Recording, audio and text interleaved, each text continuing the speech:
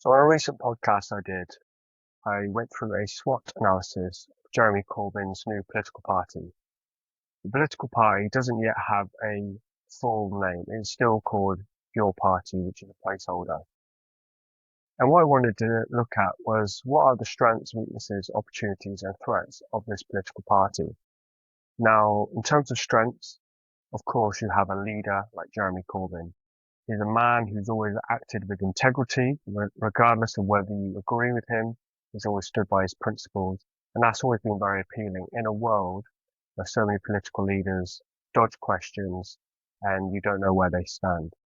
So Jeremy Corbyn has been able to amass a huge membership in such a short space of time. Over 600,000 people have signed up to his political party. He is clearly a big strength.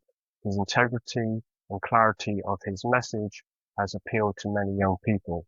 The only time a political party has been as well supported as this one is when he was previously leader of the Labour Party.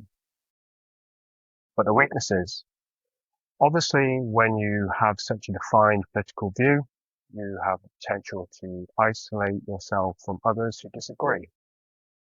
It is very possible that although he is considered left-wing, he would actually be losing a large proportion of the British working class vote, particularly over the issue of immigration, in which he has taken a more compassionate and humane approach to this topic.